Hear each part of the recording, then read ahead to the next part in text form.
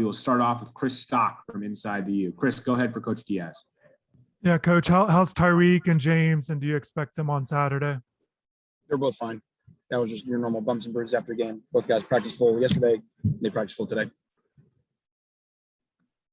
Go now to Matt Shodell, Kane Sport. Matt. Oh, there we go. Unmute. Hey, Manny. So, with that said, I want to ask you about the depth at defensive back. You're getting a little thin there. Isaiah Dunstan, I guess he's the number 3 safety right now, I guess, or number 4 safety. How's he coming along? Talk about. He's been good. Like about Isaiah, he's highly competitive. Practices very, very hard. Conscientious, wants to learn. So I think he fits better at safety. His development is going well.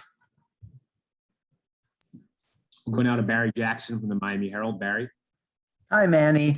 2 quick things. The quickest one is Traore still on the team? And the other issue was with looser transfer rules now, with players able to leave, be eligible to play next year. If you have a young guy that you want to invest in long-term who's close in quality to a senior in terms of performance and ability to help you win, do you at all factor in the fact that you want the younger player to stick around, incentivize him to stay? Does that impact your thinking at all? We must play the freshman if he's close to the senior because we don't want the freshman to transfer. Usman is fine. He had the flu last week. That's why he didn't appear for the game last week. And if I have you right, are you saying basically would you play a younger player just so he doesn't leave? If he's comparable in quality to the senior, Manny, if he's comparable in quality, does the concern about players transferring any of your thinking in terms of saying we must give this guy snaps, he's close in quality to the senior we have, just to make sure he doesn't want to leave us at the end of this? Well, I actually think you answered your own question. If they're comparable in quality, then they're playing. They would be playing. We don't. I promise you, seniority does not matter. We have to play the best guys. I came here 5 years ago and started 3 true freshmen at linebacker, but they have to know what to do. They have to be able to function. We've seen forever. It goes beyond talent. Talent has to know what to do, and that's our job as coaches to get them what to do. And so, and the hardest part with young guys, it always happens at different times, and that's why we continue to pour in them, because some guys pop right away and they figure it out. Some guys it just takes, a month. Some guys it takes a year, and it also depends on what position. There are some positions that are a little bit easier to plug and play than some other ones. So, yeah, if they're worthy of snaps, they get snaps. But the flip side is if they're not, they can't, because then you lose the locker room. Because the locker room knows, they're only playing this guy to keep him happy, and that's not fair, to be honest. Thanks. We'll go now to Tom D'Angelo from the Palm Beach Post. Tom. Yeah, hi, Manny. Thanks, Alex. Unrelated to this game, Manny, I wonder if you think the early signing period, an unintended consequence of this has been what we're seeing is coaches, administration's anxious to release coaches that are on the fence because they need to get someone in there to start recruiting, and then also rating other staff. We see a Baylor coach has already left Baylor to go to Texas Tech, and basically because he needs to get started on recruiting because there's no time after the season. Is this bad for the game? Do you still think we need an early signing period? Do you think maybe this has been something that needs to be looked at? Here's what we need, Tom. We need a total rethink, because we've changed everything. And this is what I keep saying. And we're living off of old rules, old calendars, old benchmarks. People are going to sign a class in December, and they're not going to know what they're replacing.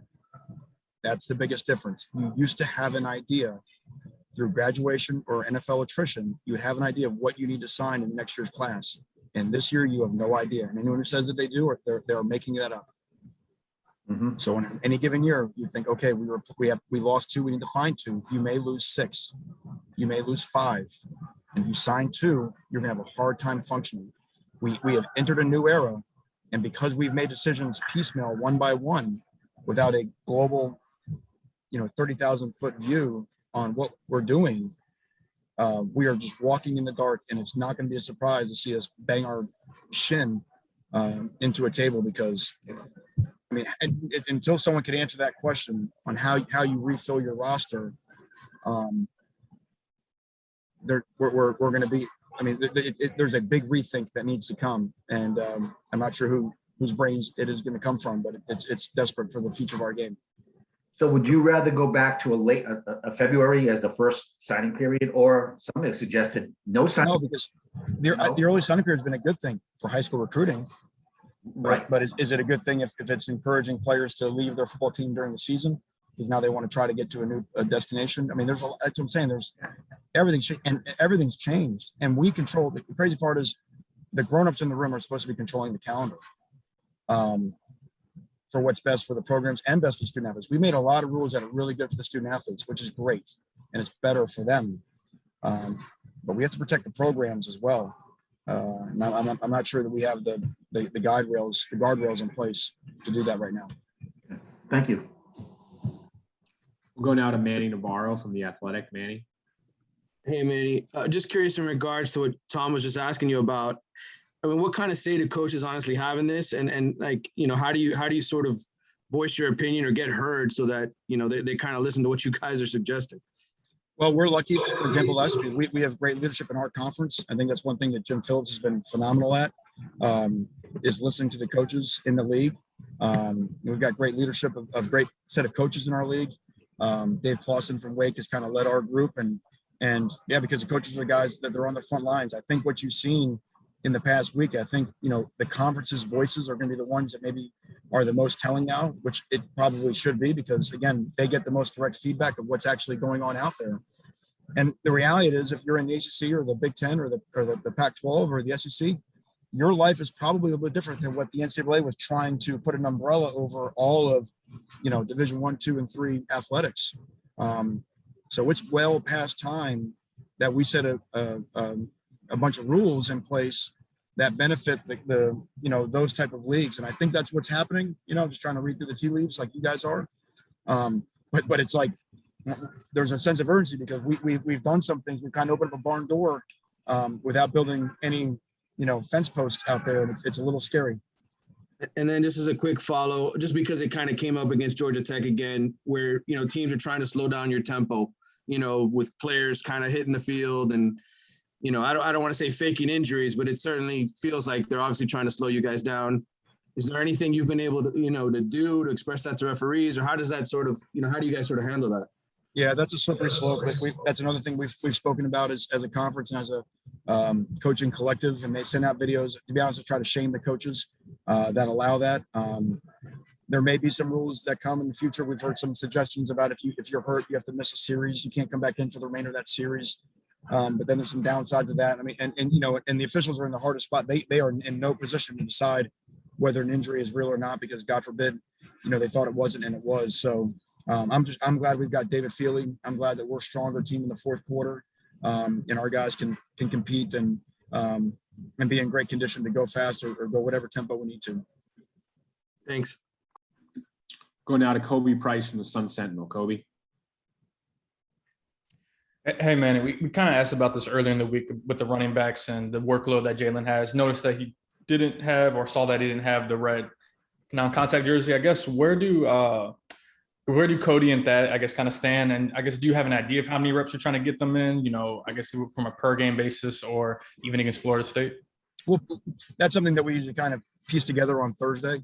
Now that we've had a Tuesday and Wednesday, we actually let those two kind of compete during the week to see even who would be the second guy in the game. You know, both what they do with the ball in their hands and what they do without the ball in their hands. So, you know, now they'll have a chance to analyze today's film, a lot of third down, red zone type stuff today, and you know, and get with the coaches and kind of really figure out what our plan is for allocating touches and snaps. And just kind of follow up on that, where's the biggest step that both of them need to take, Cody and Thad? What's the biggest step they need to take, I guess, to solidify themselves as the number two behind Jalen? Well, like always with young guys, first and foremost, it's always pass protection. You know, make sure that you know where to go. I mean, you know, got to protect our quarterback, right? I mean, that's the crucial thing.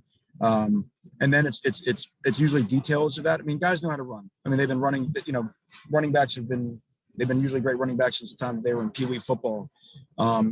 So at times it's the nuances of the footwork, the steps, the patience on how to get the ball and let the holes develop. Usually once they handle that, and then what they have naturally, and we really think, you know, that Cody and Thad are both talented. What they have naturally kind of takes over. So it's kind of who can process the little details like that, and go in and function the game. And then the last thing, of course, above all, is ball security. You know, who can we trust to protect the football? And one last more. Who's ahead, I guess, from a pass protection standpoint? That's what I'm telling you. There's that's why we film practice. Gotcha. Appreciate that.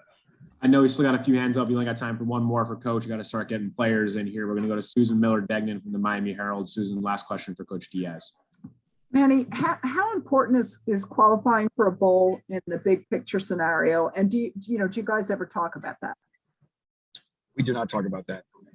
It's obviously important for a program, but that's not something that we've spoken about all season. We haven't spoken about conference standings. We haven't spoken about anything other than winning the next game. And it sounds cliche, but going 1-0 every week. And when it's Florida State week, you don't have to talk about anything other than beating Florida State. So everything else sorts itself out if you keep doing that. And that's how we've gotten to where we're at today. And that's all we're talking about right now. Thanks, Manny. Thank you for your time. Thank you all.